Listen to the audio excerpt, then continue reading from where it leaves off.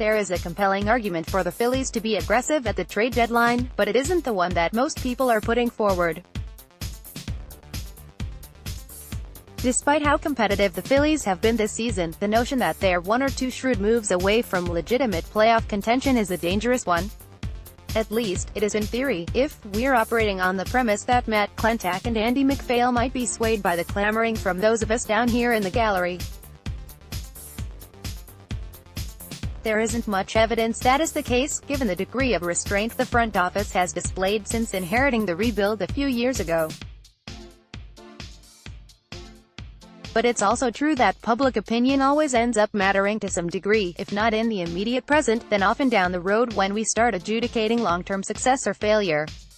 If we start with the notion that Klentak and ownership owe it to their fan base and their clubhouse to do whatever it takes to give them the best possible odds at emerging from the stretch run with a playoff spot, then the grades we eventually assign to their job performance will be flawed.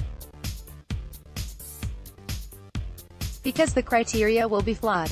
Because doing whatever it takes is what got the Phillies stuck in this 5-year quagmire in the first place.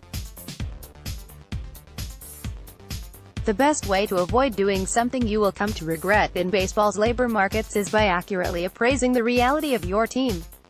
The Phillies have successfully done this in each of Klentak's first 3 off-seasons as general manager, including this last one, when they resisted the temptation to stomp on the accelerator in their roster construction. This restraint has been portrayed by some in the media and fan base as failure, given the obvious holes that have hampered them on the field over the last month or so. Those holes are not by themselves indicative of failure, because they are also a near inevitable byproduct of the approach that the Phillies ended up taking.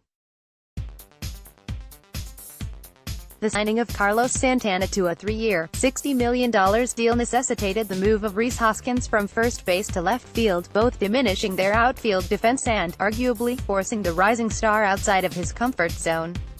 But any critique of that move ignores the fact that things are playing out in a manner that is more or less ideal.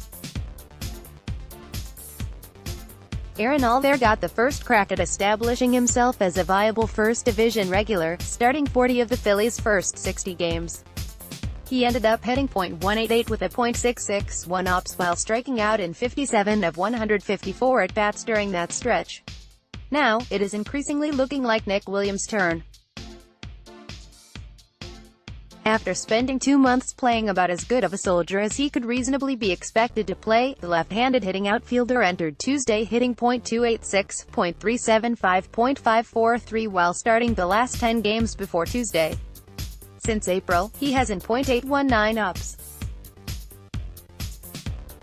Meanwhile, over in left field, Hoskins is hitting .252, .373, .470 with 11 home runs in 234 at-bats, incredible numbers when you consider that they include a 24-game stretch in which he hit .144, .243, .267.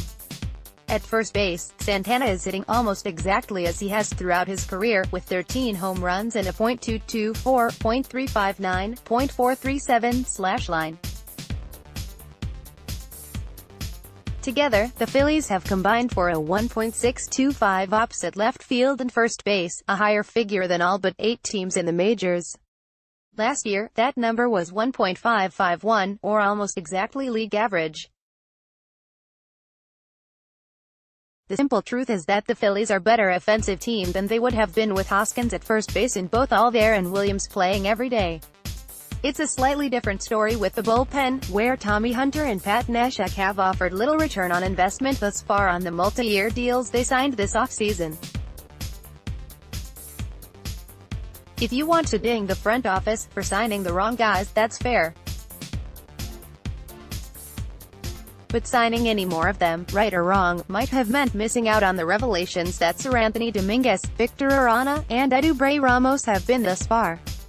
Point is, the Phillies have managed to make further strides in the development of their young talent while also managing to win games at a clip slightly above .500.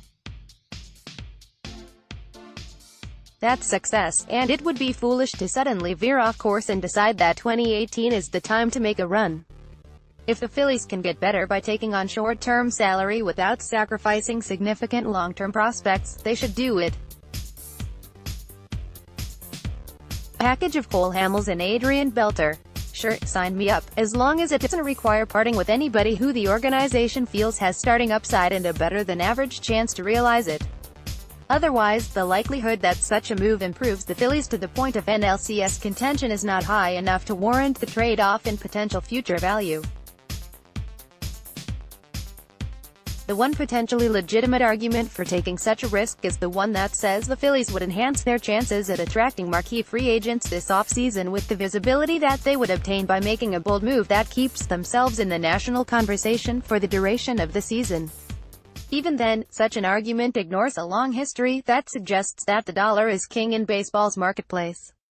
For the Phillies, the operating policy should continue to be restrained opportunism.